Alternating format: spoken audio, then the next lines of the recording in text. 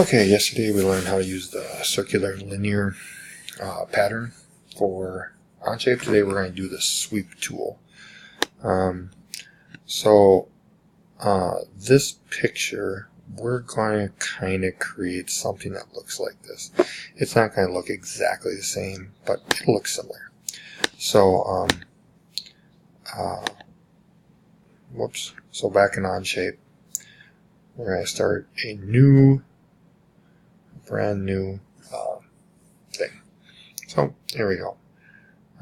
We're just going to sketch, and I'll kind of walk you through this. I don't have any set dimensions. I just know kind of. See if I can double click this. It'll look like this. Okay. So that's what we're shooting for. Is my thought. Let's see if I can maneuver this a little bit to get them both on my same screen here. I could put this in Onshape, but that just ends up being a pain. No, so be it. There we go. So I'm going to try to create that. And how am I going to do that? I'm just going to draw a really, really rough draft of it. So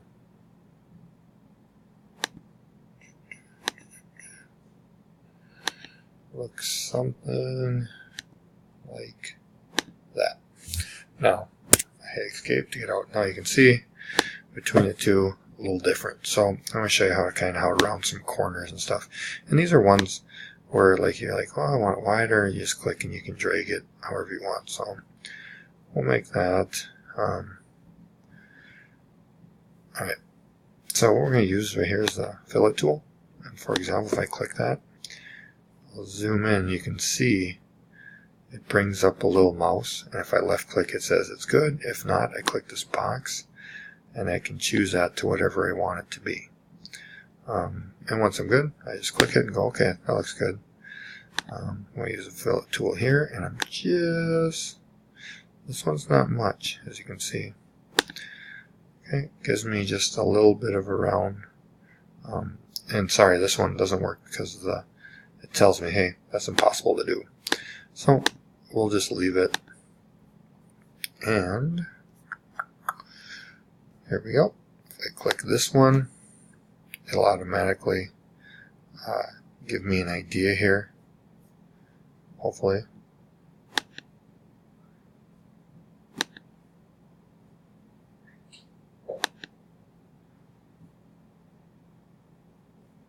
Maybe not. Oh, I keep doing that. Let's try this again. Ooh. That one's away. It's trying to read both of them right now because I clicked two. That's fine. Let's keep that. Let's just click one. There we go. I don't know what happened there, so I just got kind of stuck to.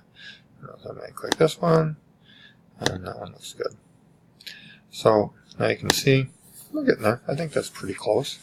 Definitely not right on, but I don't think it's completely too far off. So we go back here. You can see you can kind of make it a little more realistic if you want to dimension these two. So for example, but let's look at something like this. So if I dimension these two lines, like, well, let's say it's not 12 inches. Let's say it has to be 24. What does that do to the rest of my drawing? Well, it jacks it up.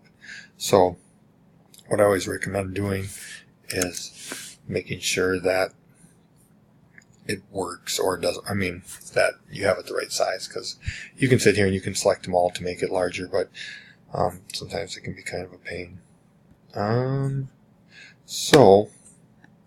if I go like that, you can see how it selects all of it and makes all my geometries and things like that. So, alright. So let's say there's my sketch, and we're like, okay, that's close enough. I'd made it a little larger, but looks good. So now what we have to do is we have to make a shape or something that we want it to go around. So what we're going to do is we're going to I got to turn these off, sorry. I like to not see them all. And then I kind of see where I'm going from there. Alright, so up here, there is right here, if you click here, we have plane. Now most of the times a plane is something you can create it anywhere, and if you can put a plane on something, that means you can draw on it or put a hole in it or whatever you need to. Well, here we need to create a plane. Let's say it was here. So what I would say, we can click these off. These don't need to be on. I selected them all before. That doesn't need to be all selected. So it should look like this. This should be blue with the word entities. We're going to click here and we're going to click point normal plane. So for example, I want to make a plane to this. And once I do that, it will pop up unless I already have one. So point to normal, I clicked it, I'm good. So now what do we want to do is we want to sketch on this plane. So for example, this plane right here. So, and it just made it there, so sometimes you got to make a plane out of somewhere. So if I go here, and I'm going to go on that point, and I'm just going to make a really small circle. So it looks like this. So what that is going to do is that circle is going to trace basically along this line, and that's what the sweep is. So there's my circle. Now I come over here, and I'm going to click my sweep tool. And the first thing I need to do is don't click, you want to click the circle. And once I have that, it says sweep path. Okay, good. That's what I want. I want to sweep. I want to click on that and say, well, I want this path. Okay, and now you can see. Now this gets kind of daunting if you're going like this and you're clicking through and you're trying to get it all the way to the end. Sometimes you're like, well, that's a lot of work. Well, let's show you something easy. And if it's red like that, it's all jacked up. So I'm going to erase all those and I'll show you a really, really easy way of doing this. So again, I think I've already selected that. So if I just go over here to my sketch, and you can see how it highlights it when I go off, highlights, and of course off. If I click it, it'll just select that whole thing. And now there we have our sweep tool. And you can see similar, not perfect because I don't have the dimensions, but pretty good. And this gives you a good way to make all sorts of different types of parts. So hopefully that's what you end with, and you can drop that in Google Classroom. If you just save this, you'll go down here, and when you right click, you can export. I think this just works better, and then just put your name and sweep. So Rich Teske sweep, and you can keep it as an STL. That's how we will use anything, even the 3D print. And if I save that, that's on there, and then right here it is. And all you have to do then is if you just drop that down into Google Classroom. All right, that'll do it.